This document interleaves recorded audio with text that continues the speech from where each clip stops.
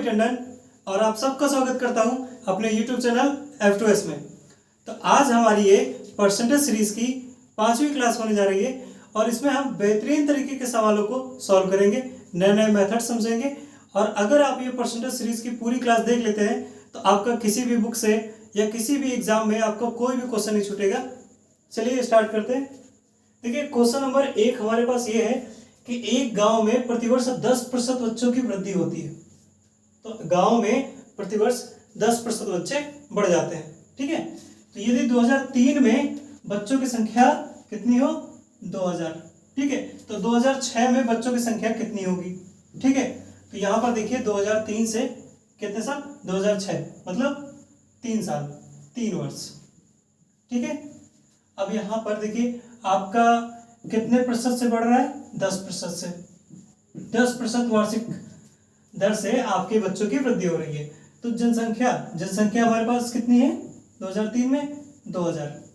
तो एक बात आप ये समझिए कि आपने चक्रवृद्धि ब्याज में पढ़ा हुआ है पहले से कि हमारे पास ये, इसको जनसंख्या न समझकर आप रुपए समझिए कि 2000 रुपए 10% वार्षिक ब्याज की दर से 3 वर्ष में कितने हो जाएंगे। तो देखिए आपको मैंने बताया था कि 10% में तो हमेशा याद रखिए कि 1000 में 3 वर्ष के लिए है 10% वार्षिक ब्याज की दर से, तो 1331 हो जाएंगे। कैसे, यहाँ पर रखिए ये 10 से 11 होता है, 10% आपका फ्रैक्शन वैल्यू कितनी होती है 1/10, तो 10 से ये कितनी होगी 11।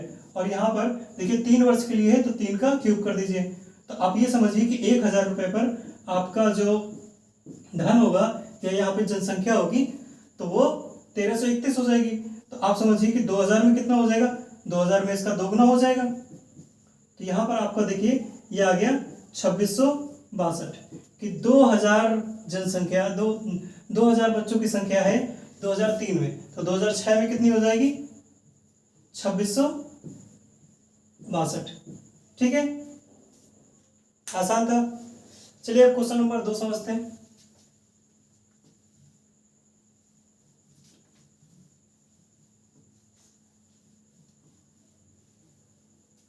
देखिए अब क्वेश्चन नंबर 2 क्या कह रहे हैं।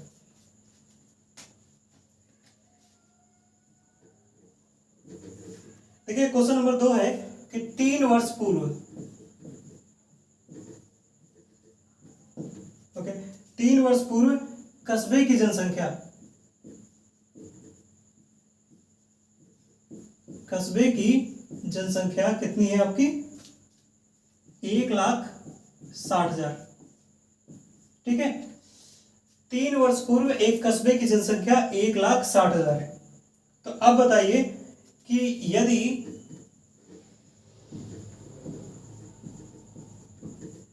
प्रतिवर्ष क्रमशः देखिए 3%, 2.5 यानी 2.5% और 5% की दर से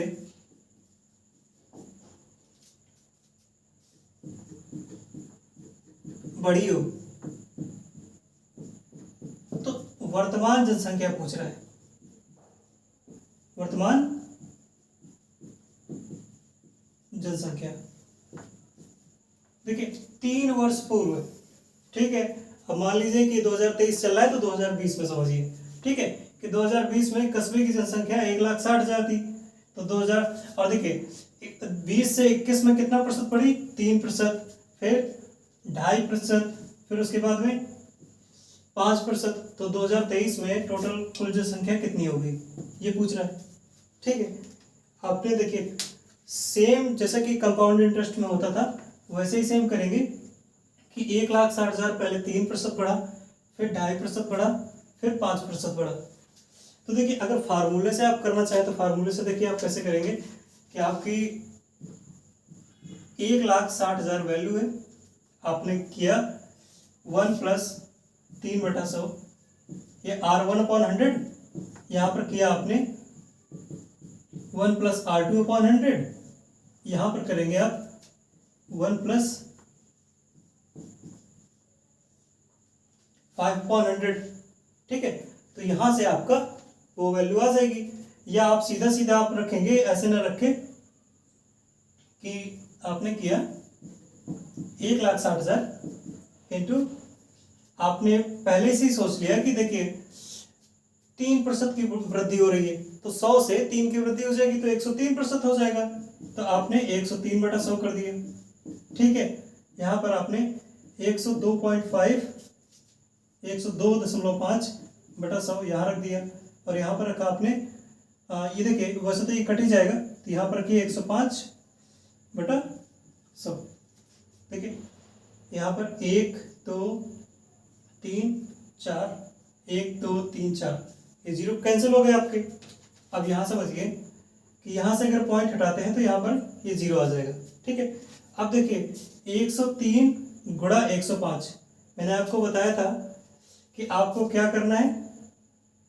देखिए मल्टीप्लाई बताया था कि 100 के ऊपर का मल्टीप्लाई कैसे करते हैं, 5 का गुणा 3 से कैसे करेंगे, वो 103 का गुणा 105 से कैसे करेंगे, 5 का गुणा 3 से करेंगे, 5 गुणा 3 15 हो जाएगा, फिर इन दोनों को जोड़ देंगे, 5 + 3 8 हो जाएगा, और 1 गुणा 1 1 हो जाएगा। ठीक है, यहाँ तक आसान था। अब यहाँ पर देखिए आपका दिया हुआ है 1025, गुणे में दिया हुआ है यहाँ पर ये 16, और अपॉन में दिया हुआ है 1000। ठीक है, 1000। तो यहाँ से देखिए, आप देखिए यहाँ पे, अब देखिए यहाँ पर 5 है, यहाँ पर भी 5 है, और ये सम संख्या है। मैंने आपको बताया था कि आसान है, बहुत आसान है गुणा करना। इसको कर देंगे आधा, इसको कर देंगे डबल। ठीक है, तो यहाँ पर ये आ जाएगा 2050। ठीक है, अब देखिए आपका ये 0 से 0 कैंसिल हो गया। अब फिर से इसको कर दीजिए आधा, यहाँ पर आ गया 4, और इसको आप डबल किए तो ये आपका आ गया 410। अब देखिए एक 0 से एक 0 आपका और कैंसिल हो गया। अब यहाँ पे 4 बचा हुआ है, देखिए अभी इसको कीजिए आधा, ये आया 2, और इसको कर दीजिए डबल। ठीक है, यहाँ पर थोड़ा सा बहुत वैसा हो गया, लेकिन आप कीजिए। देखिए यहाँ पर आप करेंगे तो ये आपका हो जाएगा 0 3 6 1 2। ठीक है, तो आपका ये 0 से भी ये 0 कैंसिल हो गया। ठीक है, अब देखिए ना इसके लास्ट में 5 है, ना यहाँ पे 5 है, और ना यहाँ पे, अब यहाँ पर तो 2 है, एक बार कट सकता था, लेकिन यहाँ पर 5 नहीं है। ठीक है, नीचे का देखिए आपके सारे 0 चले गए। आपके पास सिंपल सा आपके पास क्या बचा, 41 गुणे 2 गुणे 2163। ठीक है, तो यहाँ पर देखिए 41 गुणे 2, ये हो गया आपको 82। ठीक है, ये हटा दीजिए। अब यहाँ पे आप मल्टीप्लाई कर लीजिए। ठीक है, ये देखिए 6 2 3 4। ठीक है, अब यहाँ पर इसका मल्टीप्लाई कर लीजिए, ये आपका हो गया 4 16 8 128 2 30, ये आपका 8 2 16 1 17, ये आपका इतना आ गया 6 6 3 7 7 1। ये देखिए आपका यहाँ से मल्टीप्लाई करने के बाद जो आंसर आया वो आया 1,77,366। देखिए यहाँ पे मल्टीप्लाई कराना देखिए कितना डिफिकल्ट हो गया कि सीधा देखिए 103 गुणे 1 102.5 गुणे 105 थोड़ा सा डिफिकल्ट पड़ रहा है। तो आसान तरीके से समझते हैं। आसान तरीका क्या है, आप देखिए आपके पास वैल्यू कितनी है, 1,60,000। ठीक है, आप यहां पे समझ लीजिए ये आपका फर्स्ट ईयर है, आपका ये क्या है, फर्स्ट ईयर है। ये आपका सेकंड ईयर है, और ये आपका थर्ड ईयर है। तो आप ऐसे समझिए कि आपके अकाउंट में 1,60,000 रुपए पड़े हैं, जिसपे पहले वर्ष आपको 3% इंटरेस्ट मिलेगा। तो देखिए आप ये समझिए कि आपको 3% इंटरेस्ट मिला इसका। देखिए इसका अज्यूम करके 100 मान के चलिए कि आपका 100% है, तो आप एक जीरो को ऐसे रख लेंगे तो ये जो बचेगा तो ये आपका 10% हो जाएगा। फिर एक जीरो को बंद कर लीजिए, यहाँ पर निकलेगा 1600, तो 1600 आपका 1% हो जाएगा। ठीक है, तो देखिए तो आपको 3% निकालना है, 3 का गुणा कर दीजिए, 3% आ गया, तो 16 3 48। तो यहाँ पर आपको पता चला कि आपका 4800 पहले साल में ब्याज बना, ठीक है। अब दूसरे साल में आप कहेंगे कि ठीक है आपको 2.5% मिल रहा है, 5/2%। तो आप इसका देखिए 5/2% निकालेंगे तो 2.5 करेंगे तो आपका 2% कितना हो गया, 16 दूना 32, और उसका भी आधा 0.5% 8, तो हो गया 4000। यहाँ पे 3% इतना होगा, 2.5% इतना होगा, ठीक है। लेकिन आप एक बात सोचिए कि पहले वर्ष आपके पास धन कितना था, 1,60,000। लेकिन दूसरे वर्ष, ये पहले जब स्टार्टिंग में धन आपके पास इतना था, और 1 वर्ष के बाद आपके पास धन कितना हो गया, 1,60,000 तो हो गया, और 4800 एक्स्ट्रा हो गया। तो क्या इस पे ब्याज नहीं मिलना चाहिए, इस पे भी ब्याज मिलेगा, ठीक है। तो इसका 2.5% कितना हो जाएगा, देखिए 100 मान के चलिए, तो आपका जो 48 है वो आपका 1% हो जाएगा, ठीक है। तो आपका पूरा 100% कितना होगा, सॉरी इसका 2.5% कितना होगा, 120, ठीक है। कैसे, आप देखिए 48 + 48 ये आपका हो गया 2%, और यहाँ पे आप इसका आधा 24 जोड़ दीजिए, ये आपका 2.5%, ठीक है। ये हो गया। जब आप तीसरे साल आएंगे, जब तीसरे साल में आपको इंटरेस्ट मिलेगा तो इसका 5% मिलेगा, देखिए 16 पंचे 80, तो यहाँ पे 8,000, इसका हमें ब्याज मिला कितना, 8,000, ठीक है। अब देखिए इसका भी हमें 5% मिलेगा, ठीक है। इसका अगर 2.5% 120 था तो 5% 240 होगा, ठीक है। ये आपको इसका इंटरेस्ट मिल गया। अब इसका भी इंटरेस्ट मिलेगा आपको, ठीक है।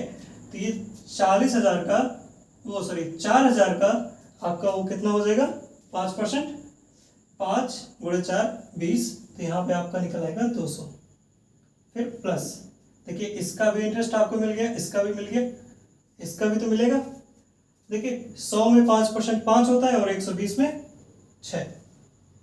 तो अब आप सबको जोड़ दीजिए, अब आपको सिंपल सा पता चल जाएगा कि आपका टोटल वैल्यू क्या बनी। यहाँ देखिए 6, यहाँ पर देखिए 240 और 120 360 हो गया, और 360 + 200 ये कितना हो गया आपका, 560, प्लस यहाँ देखिए ये हो गया 16,800। यहाँ देखिए वैल्यू कितना बनी, यहाँ पे आपका 6, यहाँ पर भी ये 6, और 5 8 13 3, ठीक है। अभी 16 और 1 17, ये देखिए ये आपका ब्याज बन जाएगा, ठीक है। ये मतलब ये इतनी पॉपुलेशन बढ़ चुकी है, और एक्चुअल में कितनी थी, 1,60,000, ठीक है। तो यहाँ पे आप ये जोड़ दीजिए, आप देखिए 6 6 3 7 7 1, ये आपकी उतनी निकली जितनी उससे निकल के आई थी।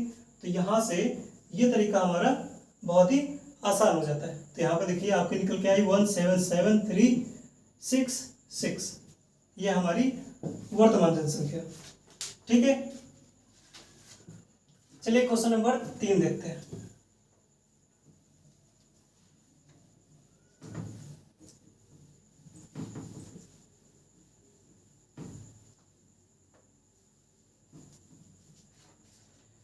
देखिए क्वेश्चन नंबर 3। अब क्वेश्चन 3 क्या कह रहा है कि एक मशीन का क्रय मूल्य, मशीन का क्रय मूल्य हमारा क्या होता है, सीपी, कॉस्ट प्राइस, क्रय मूल्य जिसपे हम खरीदते हैं, ठीक है। तो ये आपकी कितनी है, 2 लाख रुपए, ठीक है। एक मशीन का कॉस्ट प्राइस कितना है, 2 लाख रुपए, ठीक है। यदि 10% अवमूल्यन दर हो, अवमूल्यन दर मतलब कि 10% की दर से घट रही है। देखिए यहां पर पहले 2 और दूसरे क्वेश्चन हमने देखे कि वहां पर इतने % से बढ़ रहा था, लेकिन अवमूल्यन दर है यहाँ पर कि प्रतिवर्ष 10% से घट रही है। ठीक है, तो कह रहा है कि 3 वर्ष बाद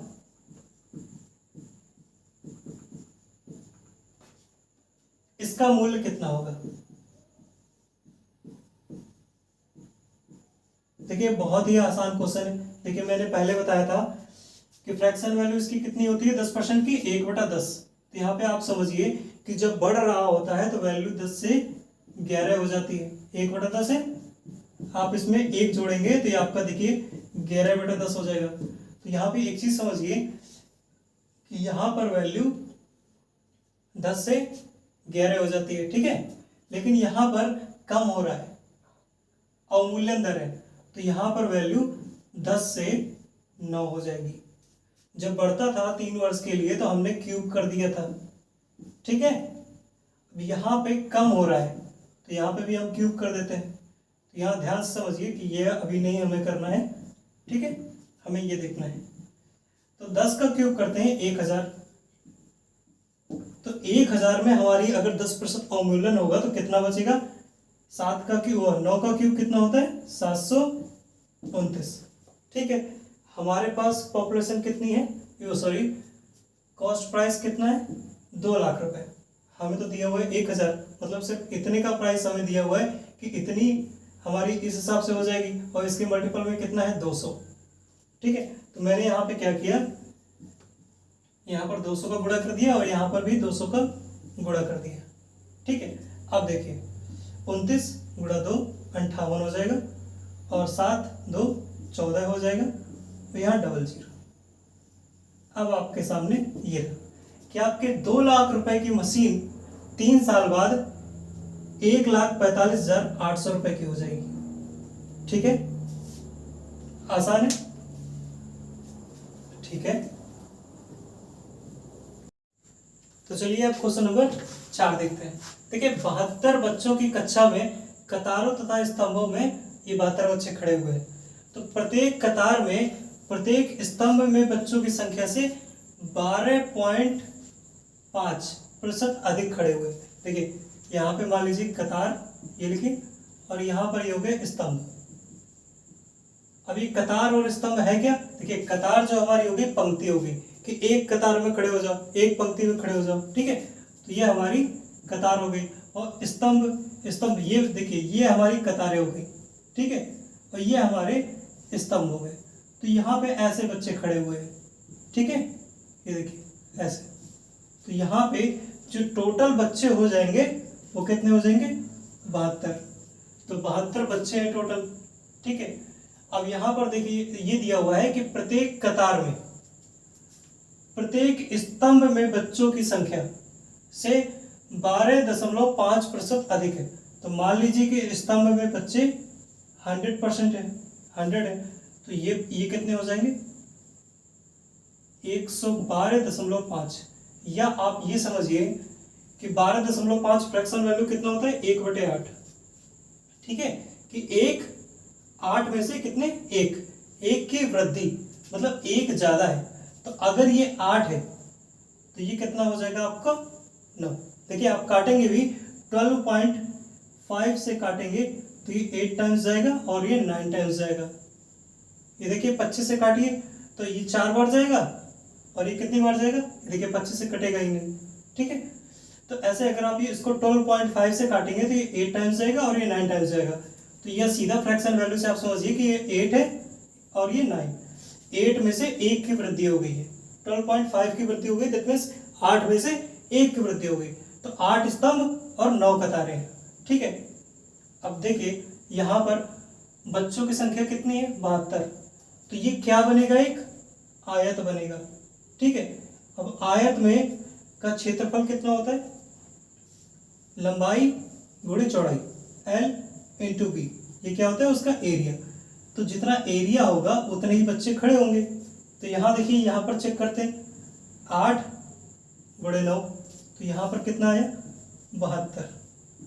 देखिए जो दिया है वही आ गया। अगर मान लीजिए ज्यादा दिया होता, मान लीजिए कि दिया होता 288, तो क्या करते, मान लेते यहाँ पे 9x है और यहाँ पर 8x है। अब मैं कह देता हूँ कितना हो गया 288 के बराबर। तो यहाँ पे 9 8 72 हो जाता और ये x स्क्वायर हो जाता, ये 288। ये देखिए ये कितनी बार गया 4 बार, तो यहाँ से x की वैल्यू निकल के आती 2। अब मैं कह देता कि पंक्ति में खड़े हुए हैं 9 गुणे 2 18 और यहाँ पे खड़े हुए हैं 8 गुणे 2 16। लेकिन ये हमारा क्वेश्चन नहीं, हमारा क्वेश्चन यहीं पर है कि 9 गुणे 8 बराबर हमारा सीधा सीधा आंसर निकल के आ गया 72। और कतार और पूछ रहा है कि प्रत्येक कतार में बच्चों की संख्या कितनी होगी, तो कतार में कितनी संख्या हो जाएगी 9। ठीक है, तो हमारी प्रत्येक कतार में 9 बच्चे खड़े होंगे और प्रत्येक स्तंभ में 8 बच्चे खड़े होंगे। ठीक है, तो अब चलिए देखते हैं क्वेश्चन नंबर 5।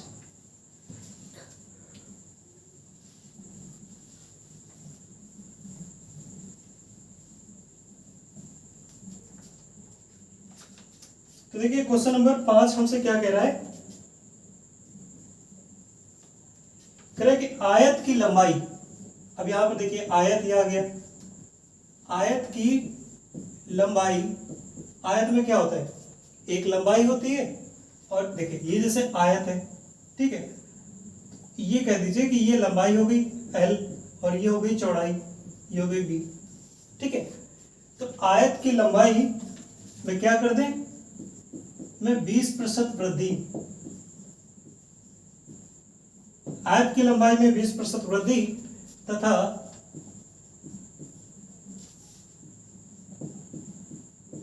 चौड़ाई में 20% कमी कर दें तो क्षेत्रफल में क्या परिवर्तन होगा।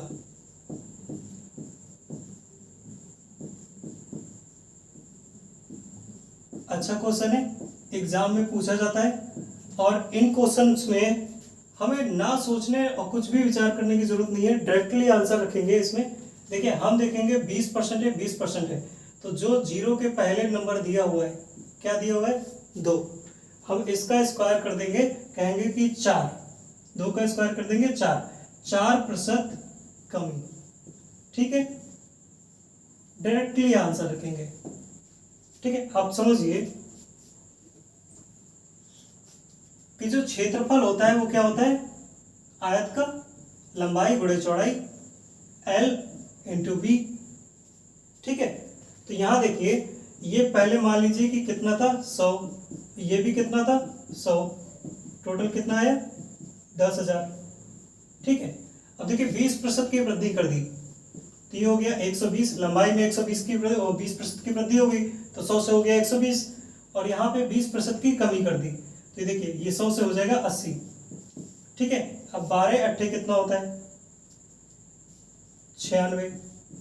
अब देखिए 100 से कंपैरिजन कराना है आपको, तो यहाँ देखिए 0 से 0 काट दीजिए, यहाँ पर 0 से 0 काट दीजिए, यहाँ पर देखिए आपकी वैल्यू आई 100, पहले आपका ये बना लीजिए कि आपका जो क्षेत्रफल था वो कितना था 100, अब कितना हो गया 96, तो यहाँ पर देखिए कमी कितनी है 4% की, और ये माइनस मतलब कमी दिखा रहा है। ठीक है, या आप डायरेक्टली देखेंगे कि 20 है तो 20 में से आप 2 को निकाल लीजिए और इसका स्क्वायर कीजिए कि 2 का स्क्वायर 4% की कमी है। ठीक है, या आप नेवल इफेक्ट जानते हैं, यह आपका नेवल इफेक्ट प्रभाव है। यहां पर आप देखिए x plus Y plus X Y upon 100, तो x मान लीजिए ये आपका लंबाई है, लंबाई में वृद्धि और ये कमी, तो 20 माइनस 20 और ये प्लस माइनस का माइनस हो जाएगा और 20 गुणे 20 बटे 100, तो यहाँ देखिए 20 से 20 घट जाएगा और यहाँ 0 0 0 0, ये हो गया देखिए माइनस का 4, तो यहाँ माइनस का 4 क्या दिखा रहा है कि 4% की कमी किसमें, क्षेत्रफल में। ठीक है, ओके, तो चलिए अब अगला क्वेश्चन देखते हैं, क्वेश्चन नंबर 6।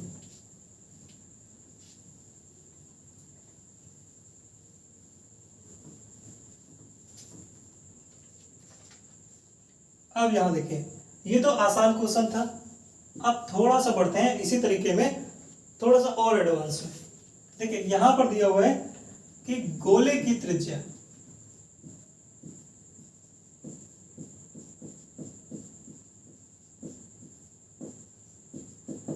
गोले की त्रिज्या में 50% कमी होने पर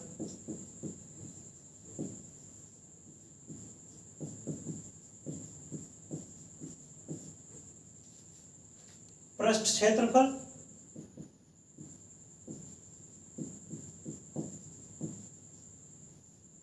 और आयतन, इनमें क्या परिवर्तन होगा। ठीक है, देखिए गोले की त्रिज्या में हमने 50% की कमी कर दी, तो उसके पृष्ठ क्षेत्रफल में क्या प्रभाव पड़ेगा और उसके आयतन में क्या प्रभाव पड़ेगा, हमें ये निकालना है। अब देखिए, जो हमारा आयत था उसमें लंबाई गुणे चौड़ाई, वो एक 2D फॉर्म था, 2 डायरेक्शन फॉर्म था। ठीक है, लेकिन जो एक गोला है, तो गोला हमारा 3D डायरेक्शन है। तो उसमें आपका देखिए, यहाँ पर तो हम ये बोलेंगे कि क्षेत्रफल, ठीक है, क्योंकि हम ऐसे गए ऐसे गए ऐसे आ गए और ऐसे आ गए। ठीक है, तो ये एक रेखीय बना। ठीक है, लेकिन जो पृष्ठ क्षेत्रफल होता है तो उसमें ऐसे एक रेखीय नहीं होता है, उसके चारों ओर का क्षेत्रफल होता है।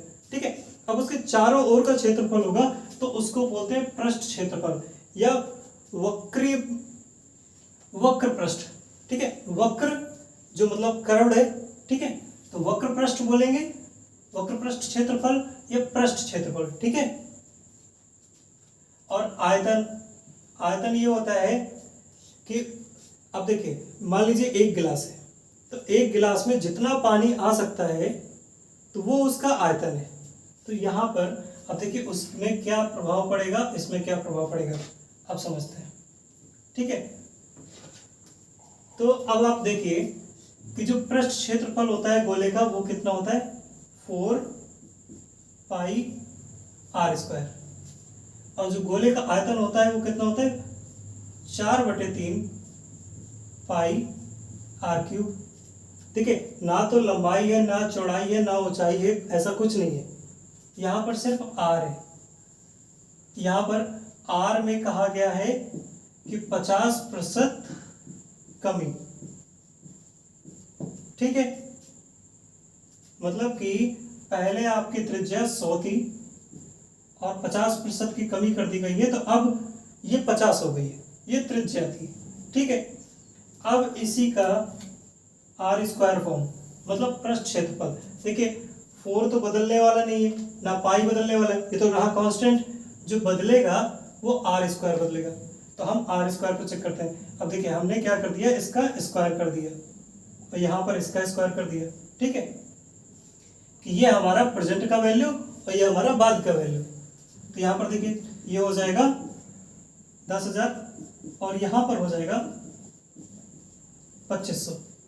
ठीक है, तो यहाँ देखिए ये काट दीजिए, तो यहाँ पर आपको पता चलेगा कि यहाँ पर 100 की वैल्यू आपकी कितनी हो जाएगी, 25। तो यहाँ पर आपका क्या पता चला, 75% कमी। ठीक है, तो यहाँ पर आपका 75% कमी मिलती है। ठीक है, अब आयतन की बात करते हैं।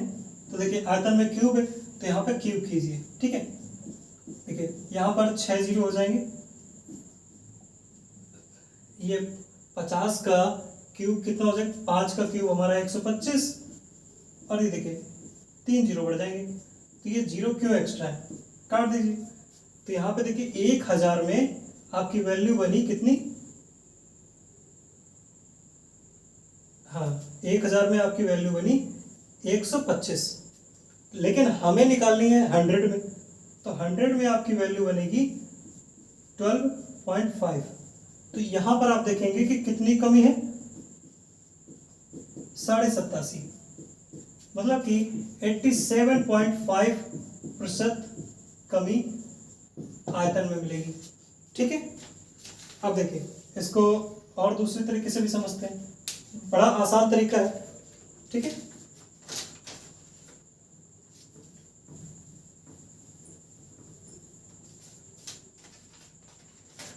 अब देखिए 50% है, यहाँ पर पृष्ठ क्षेत्रफल में तो हमें नेबल इफेक्ट भी लगा सकते हैं कि हमारा ये ए पृष्ठ क्षेत्रफल है, ठीक है। अब यहाँ पे एक्स वाई जो भी है हमारा आ रही है, X plus Y plus X Y upon 100, ठीक है। तो हम यहाँ पर ये रखेंगे 50% कमी, -50 यहाँ पर हुआ -50, ये माइनस और माइनस हो गया यहाँ पर प्लस। देखिए 50 गुणे 50 और ये हो गया 100। ये देखिए यहाँ पर देखिए ये हो गया -100 और ये हो गया +25। तो यहाँ पर देखिए ये आ गया -75%। तो यहाँ पे ये माइनस साइन बता रहा है कि कमी हुई है, कितनी की? 75% की। ये देखिए 75% कमी है, ठीक है। ये आप ऐसे निकालिए, देखिए कि आप ये देखिए 50% की फ्रैक्शन वैल्यू कितना होती है? 1/2। अब मान लीजिए कि आपका ये 100 था, जो वैल्यू आपका पृष्ठ क्षेत्रफल था वो कितना था? 100। तो अब यहाँ पे r², ध्यान से समझिए, r², मतलब कि ए का यहाँ पे r इंटू r है, तो इसमें भी 50% की कमी और इसमें भी 50% की कमी, ठीक है। तो यहाँ पर देखिए पहले 50% की कमी करेंगे तो 50% आएगा, 1/2, फिर 1/2। तो ये देखिए आप काटेंगे तो आपकी वैल्यू बचेगी 25। तो यहाँ से आपको पता चला कि यहाँ पे 75% कमी हो गई, ठीक है। अब देखिए बात अगर आयतन की है तो यहाँ पर लीजिए 100, यहाँ पर देखिए r³ है, r का 3 टाइम्स मल्टीप्लाई है, r इंटू r। अब सब में 50% की कमी होगी, तो पहले में किया 1/2, दूसरे में भी 1/2 और तीसरे में भी 1/2। तो यहाँ देखिए ये आ गया 1/8, और 1/8 हमें पता ही है कि 8 से काटेंगे 100 को तो हमारा आ जाएगा 12.5। 12.5 होने का मतलब ये कह रहा है कि 87.5% की कमी, ठीक है। आसान है, किसी भी तरीके से हम कैसे भी कितनी भी पावर क्यों न दे दे, हम आसानी से निकाल सकते हैं, ठीक है। आप समझते हैं अगला क्वेश्चन।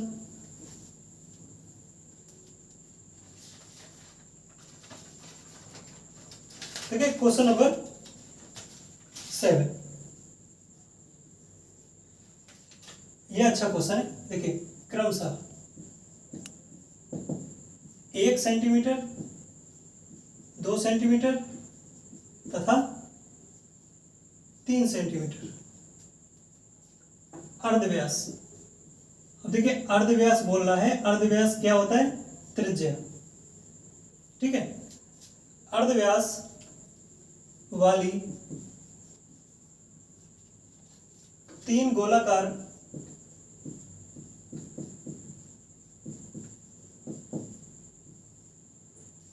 गेंदों को पिघलाकर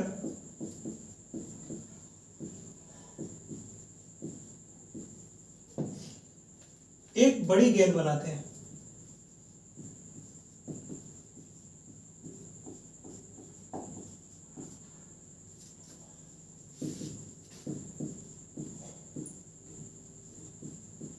ठीक है, अब देखिए यहां पर दिया हुआ है कि अब ये जो बनाते हैं तो क्या होता है? 25% सामग्री नष्ट हो जाती है।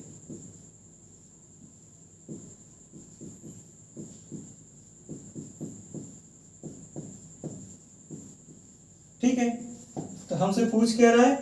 नई गेंद का अर्धव्यास क्या होगा?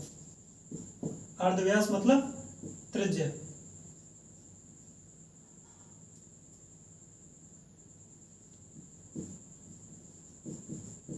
अब यहां ध्यान से देखिए, अर्धव्यास मतलब त्रिज्या। देखिए आपका जो व्यास होता है वो क्या होता है? डी। पूरा ये जैसे आप मान लीजिए गोला है, तो गोले में यहां से जो इसके केंद्र बिंदु से होके ऐसे जाती है तो ये क्या होती है? व्यास, ठीक है, जिसको हम कहते हैं डी। और इसका जो आधा पोर्शन होता है ये क्या हो गया? त्रिज्या। तो हम कहते हैं r बराबर 2d, सॉरी d बराबर 2r।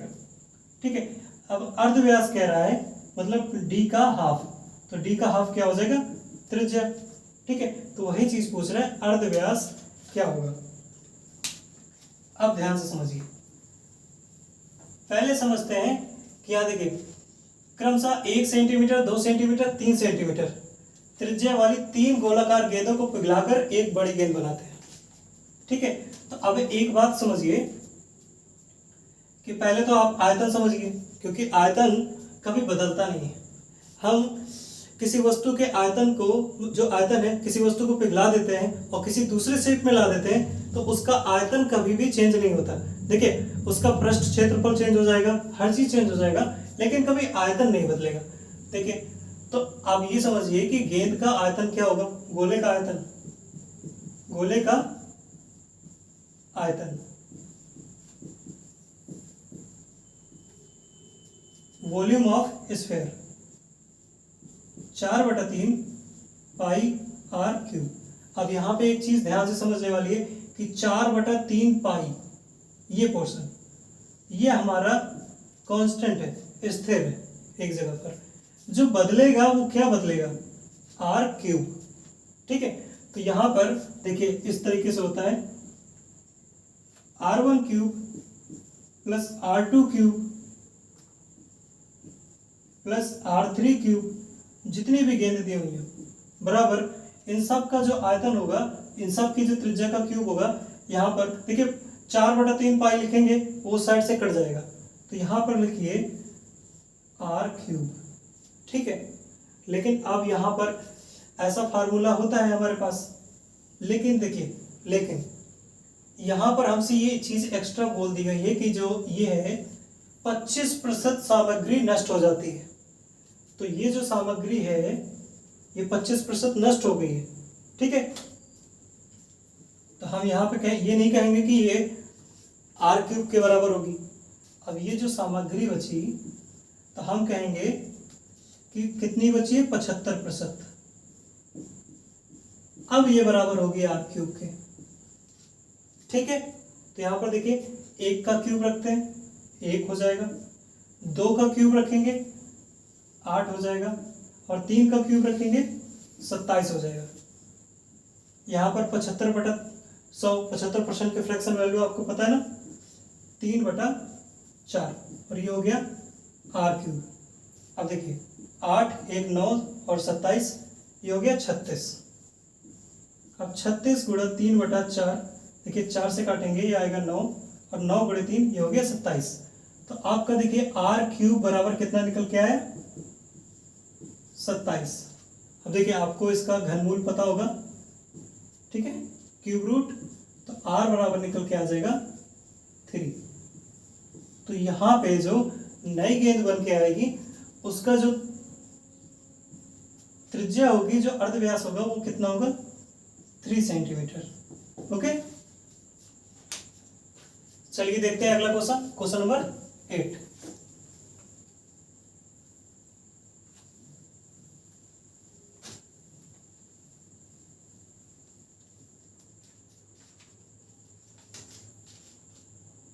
ठीक है, क्वेश्चन नंबर 8। इस तरीके के सवाल क्वेश्चन में देखिए एग्जाम में बहुत पूछे जाते हैं। एक चुनाव में 2 उम्मीदवार हैं, ठीक है, एक चुनाव में 2 उम्मीदवार में से एक 30% मत लेकर 30% मत लेकर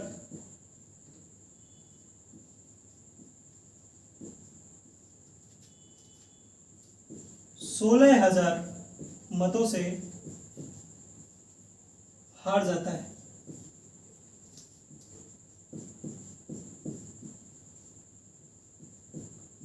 कुल कितने मत पड़े?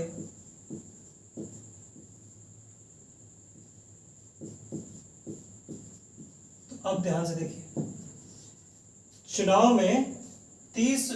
में 2 व्यक्ति चुनाव लड़ते हैं, और जो एक व्यक्ति है वो 30% मत लेकर 16,000 मतों से हार जाता है। ठीक है, तो कुल मतों की संख्या कितनी होगी, कुल मत कितने पड़े? ठीक है, तो देखिए अगर मान लीजिए कि 100% मत पड़े, ठीक है, हारने वाले को मिले 30%, तो जीतने वाले को कितने मिले होंगे, 70%। अब ये बंदा जिसको 30 मिले वो 70 वाले से कितना कम है? 40%। ठीक है, तो ये कितने मतों से हारेगा? 40% मतों से। लेकिन यहाँ पर देखिए संख्या दी हुई है 40% की, कि 16,000 मतों से हारा। तो यहाँ पर देखिए 40% बराबर हो जाएगा 16,000। ठीक है, अब यहाँ से आप 100% निकाल दीजिए। देखिए आप 100 निकालना आसान है कि इसको काट दीजिए और 100 से मल्टीप्लाई कर दीजिए, या आपका common sense presence of mind काम करे कि 40 का 2.5 गुना 100 होता है। तो यहाँ पे 2.5 का मल्टीप्लाई कर दीजिए, यहाँ पर 2.5 का मल्टीप्लाई कर दीजिए। यहाँ देखिए 100% बराबर आ जाएगा 40,000। ठीक है, ये देखिए आप करेंगे 16,000/40 इंटू 100। देखिए काटेंगे, 1 0 से ये 0 कैंसिल हो गया और यहाँ 4 से 16 को काटा तो ये 4 आ गया। यहाँ पर आपका आ गया 40,000। ठीक है, जैसे समझ में आए आप वैसे कीजिए। चलिए अगले क्वेश्चन देखते हैं, क्वेश्चन नंबर 9।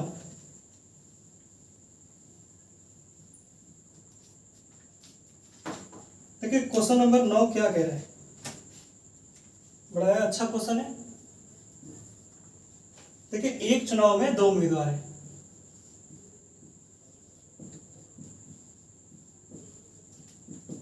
दो उम्मीदवार हैं। अब 2 उम्मीदवार हैं तो एक हारेगा और एक जीतेगा। तो अब देखिए कंडीशन क्या कह रहा है कि कुल कितने मत पड़े? कुल 7500 मत पड़े। ठीक है, हमें टोटल मतों की संख्या भी पता चल गई। ठीक है, अब इन मतों में से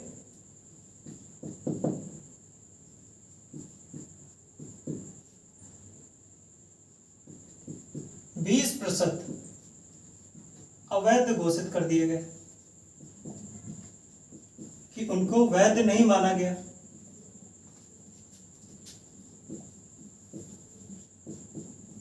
देखिए चुनाव में 7500 मत पड़े, जिसमें से 20% को अवैध घोषित कर दिया गया।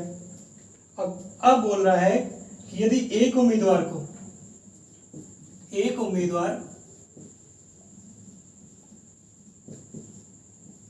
वैध मतों का, मतलब ये वाले 20% हटाकर वैध मतों का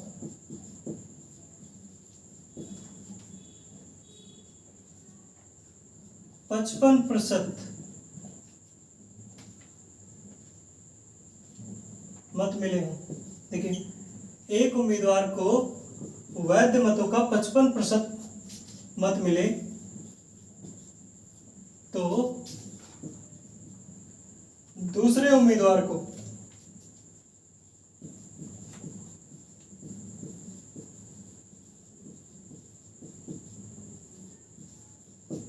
कितने मत मिले। अब देखिए यहां पे प्रतिशत में नहीं पूछ रहा है,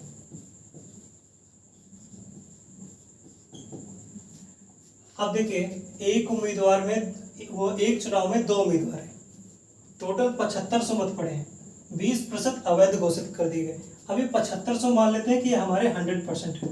ठीक है, ये टोटल मत है।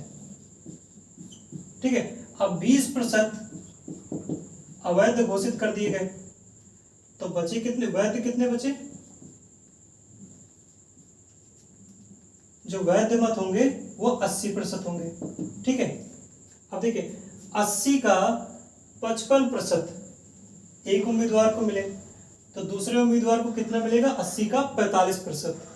ठीक है, इसका 55% एक को मिला तो दूसरे को कितना मिलेगा? 80 का 45%। तो यहां पर आप देख लीजिए कि 80 का 45% कितना हुआ। ठीक है, 45/100, 0 से 0 को कैंसिल कर दीजिए। अब मल्टीप्लाई करना मैंने आसानी से बताया है कि इसको कीजिए आधा, ये हो गया 4, और इसको कीजिए 2 गुना, ये हो गया 90। देखिए 0 से 0 को काटिए, 9 गुणे 4, यहाँ हो गया 36। ठीक है, तो इसको हमें कितने मत मिले? 36%। वैध मतों का 36% दूसरे उम्मीदवार को मिले। तो आप देखिए हमारे पास मत कितने हैं टोटल 7500। अब हम निकाल लेंगे कि 7500 का 36% कितना होगा। देखिए 0 0 और ये 0 0 कैंसिल हो गया।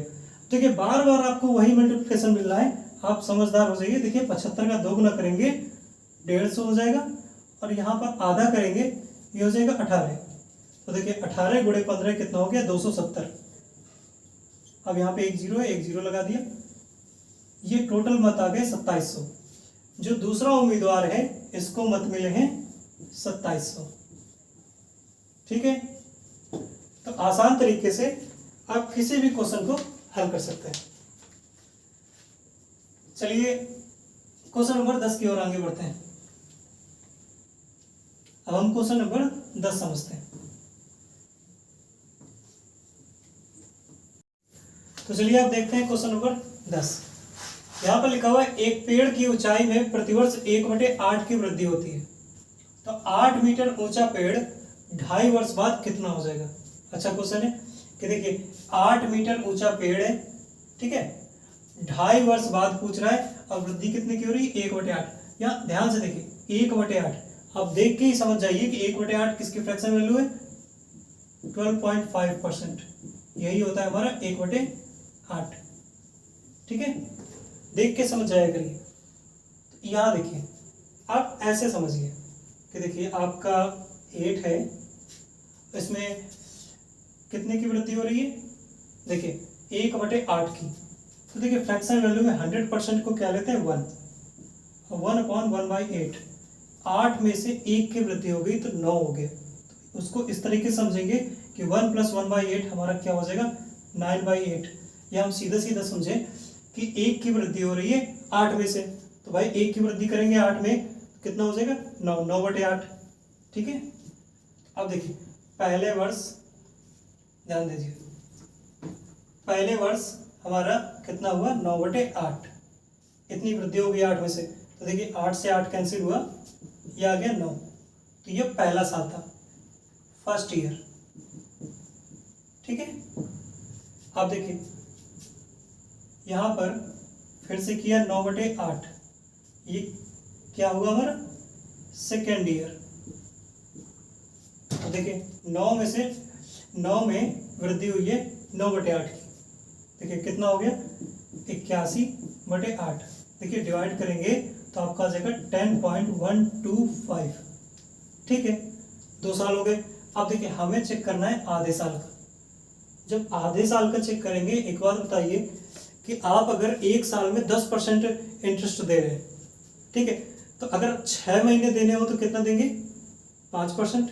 तो ऐसे ही वृद्धि अगर 1 साल में 1/8 की हो रही है तो आधे साल में कितने की होगी, उसके आधे की।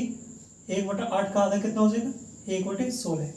ठीक है, तो देखिए वृद्धि करनी है, 1 की वृद्धि 16 में से 17/16। तो यहाँ पर देखिए थर्ड ईयर में अब हमारे पास वैल्यू है 10.125। इसमें वृद्धि कितनी हुई 17। अब यह समझ लीजिए कि हम जो वृद्धि है 1/16 निकाल लेते हैं, ऐड कर देंगे, क्योंकि फिर ये अगर 17/16 करेंगे तो 17 का मल्टीप्लाई करना पड़ेगा। देखिए पहले हम 1/16 निकालते हैं, 16 से डिवाइड कर देंगे, फिर 1 जोड़ देंगे। यहाँ पर 1 + 1/16 है, तो या तो आप 1 को ऐड कर दीजिए या बाद में ऐड कीजिए। तो ये हमारा 1 क्या है, ये टोटल वैल्यू है।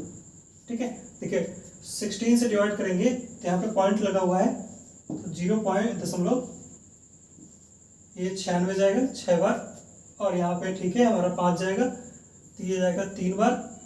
ठीक है, फिर ये जाएगा 2 बार। तो ये हमारे पास आ गया 0.632। आगे भी जाएगा लेकिन हमें सिर्फ इतने से ही मतलब है। तो आप देखिए इसको ऐड कर दीजिए इसमें, तो जो आपका निकल के आएगा वो आएगा 10.757। ठीक है, अगर 2 डिजिट में लिखना है आपको तो क्या लिखेंगे 10.76। जो पेड़ की ऊंचाई हो जाएगी वो कितनी हो जाएगी इतनी। ठीक है, या आप ऐसे समझिए कि जैसे आपका धन होता है कि देखिए ये आपका प्रिंसिपल वैल्यू, ये आपके ईयर और ये आपका रेट, ये आपका वार्षिक ब्याज दर। तो यहाँ पे आप चक्रवृद्धि ब्याज लग रहा है, ठीक है, कि हर साल वृद्धि हो रही है। तो आप यहाँ पे समझिए 8 इंटू ये आपका कितना हो जाएगा, 1/8 की वृद्धि हो रही है, तो हो जाएगा 9/8, 2 साल। यहाँ पे देखिए आधा साल है, इस वजह से 2 साल लिया, और जो आधे साल में फ्रैक्शन वैल्यू लगेगी वो हो जाएगी 1/16। तो यहाँ पर आप लिख देंगे 17/16। आप यहाँ पे निकालिए, आपका वही आएगा 10.757, ठीक है, दैट मीन्स 10.76। ओके, तो चलिए आगे चलते हैं। आप देखिए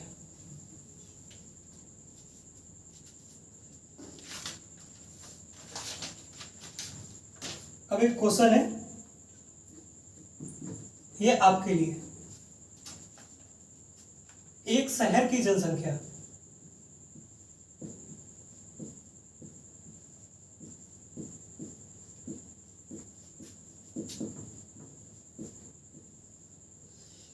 शहर की जनसंख्या प्रतिवर्ष 1/6 वृद्धि से बढ़ती है।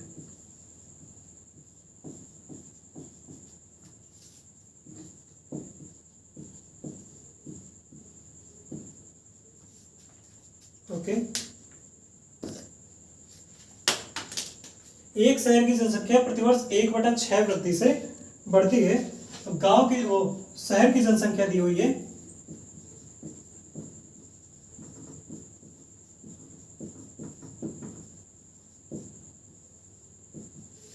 शहर की जनसंख्या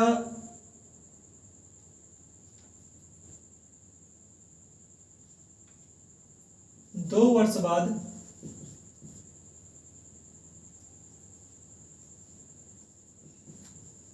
तथा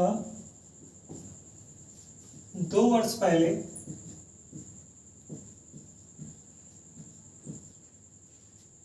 कितनी थी।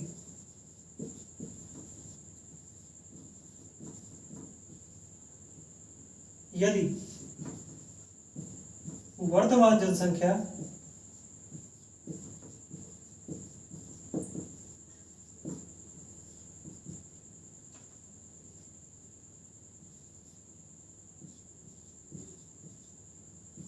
दो 2,16,000 हो। यानी कि एक शहर की जनसंख्या प्रतिवर्ष 1/6 वृद्धि से बढ़ रही है, वर्तमान जनसंख्या 2,16,000 है। तो यहाँ पे क्वेश्चन ये है कि आपको 2 वर्ष बाद की जनसंख्या तथा 2 वर्ष पहले की जनसंख्या बतानी है कि 2 वर्ष बाद जनसंख्या कितनी होगी और 2 वर्ष पहले जनसंख्या कितनी थी। तो परसेंटेज सीरीज की ये लास्ट क्लास थी। परसेंटेज क्लास यहीं से समाप्त होती है और इसके बाद हम DI कवर करेंगे UP SSC की। तो धन्यवाद, मिलते हैं अगली क्लास में।